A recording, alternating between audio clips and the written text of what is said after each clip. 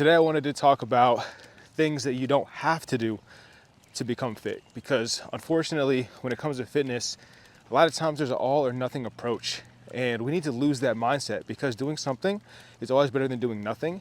And a lot of times we go to the extremes and feel like we have to do something that is hard to be consistent with or hard to maintain for a lifestyle habit, on a day-to-day habit for most of us, because most of us, we have other things going on in our lives. Like for example, me, I'm a father of a fur baby and a real baby.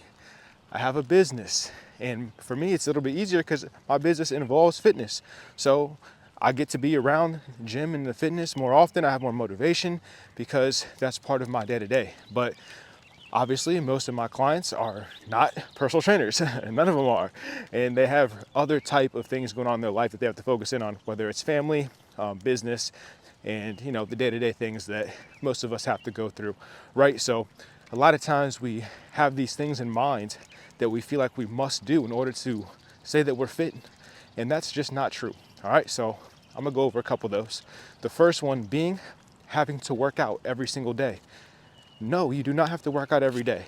I personally, in my current life right now, I only work out 4 or 5 times per week, and I only lift 3 times per week.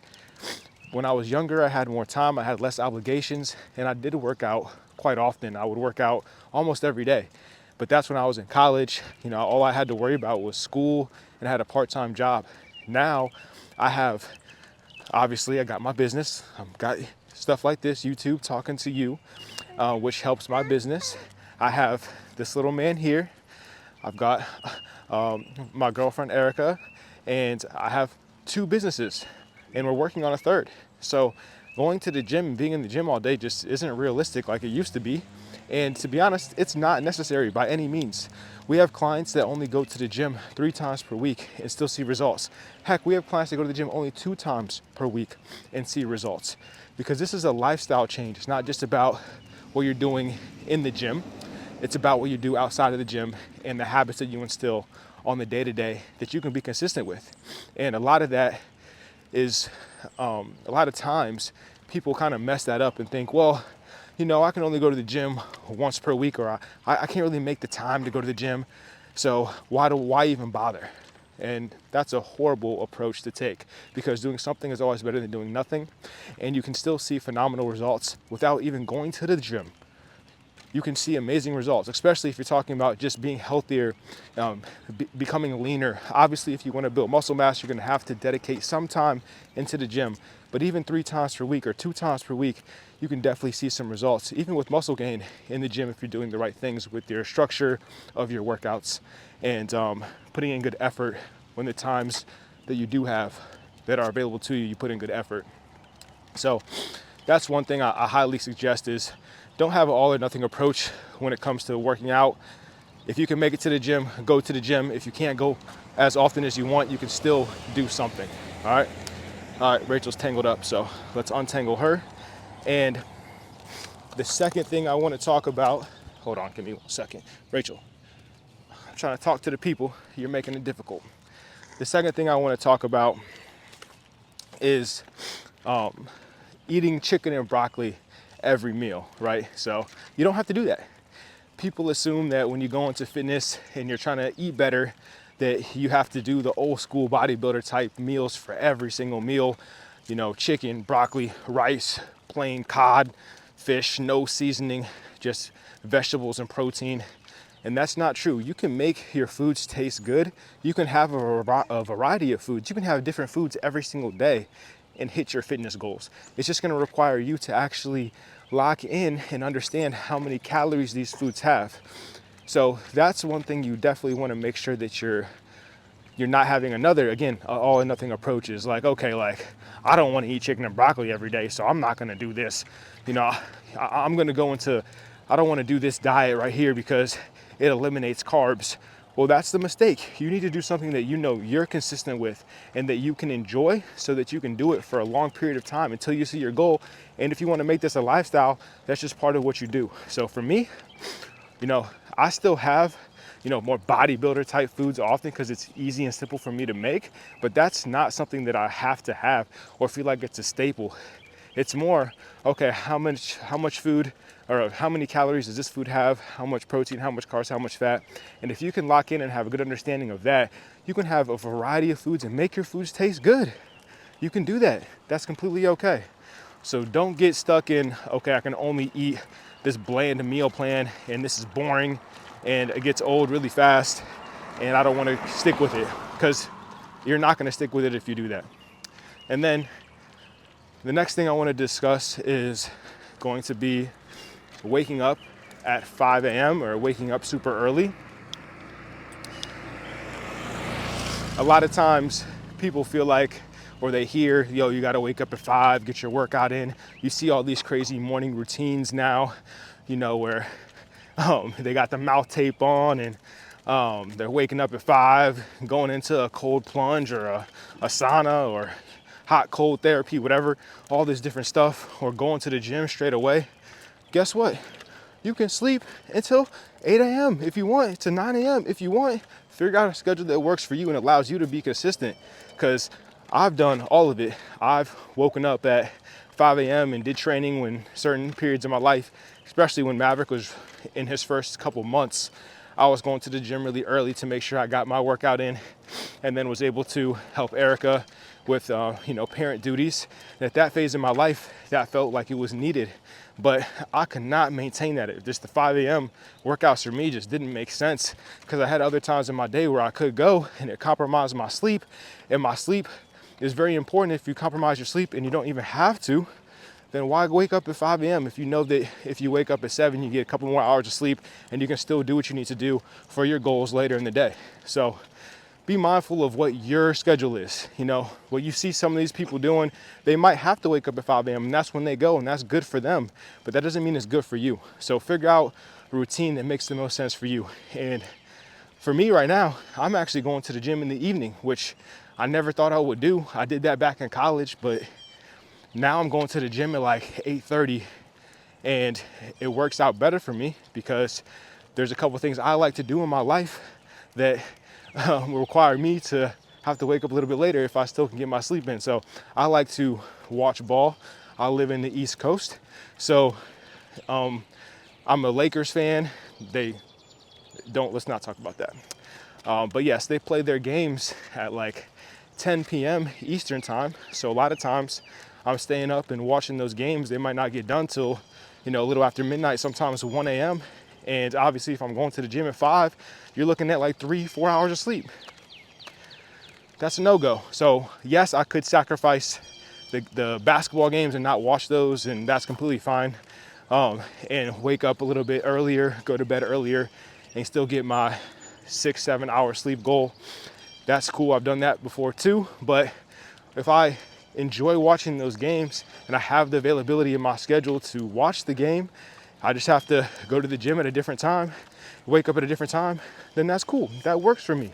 And that's another thing that's going to kind of lead us into the next topic, which is people feel like they have to sacrifice their social time or their family time for the gym, which is not true.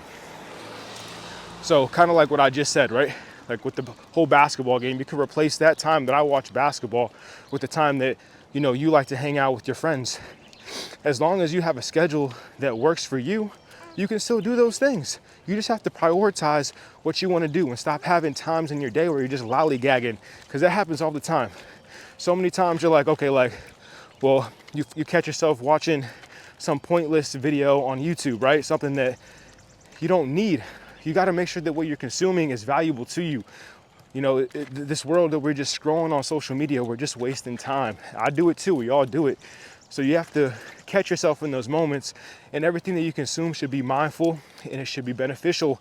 And you can replace that time that you're not being mindful.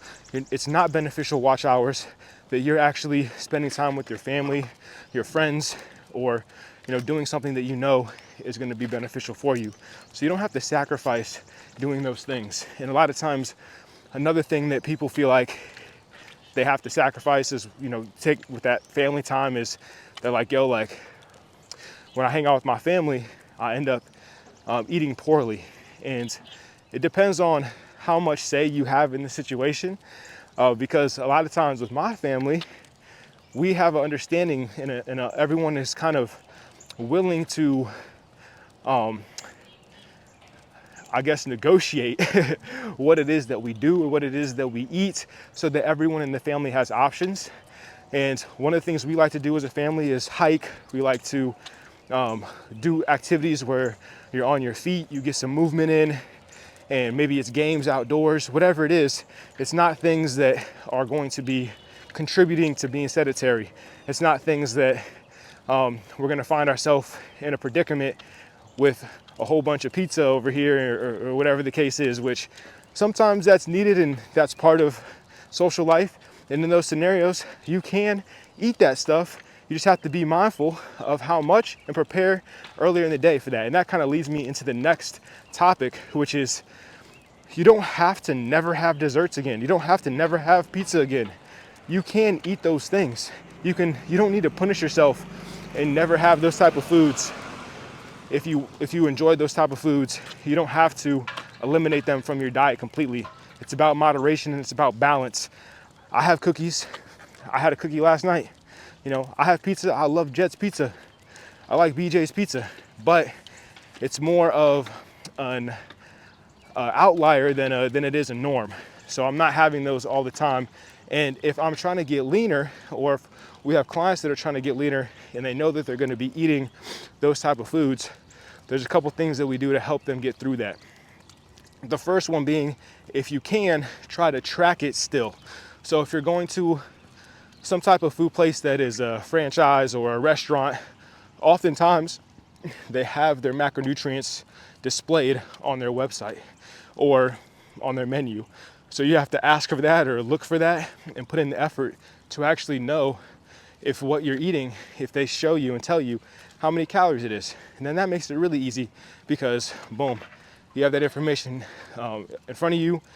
You take that information and you make sure that you're still around your calorie intake for the day. So, and if you don't have the information in front of you, because sometimes you don't, then you just have to be a little bit more mindful and try to make the best food choices possible.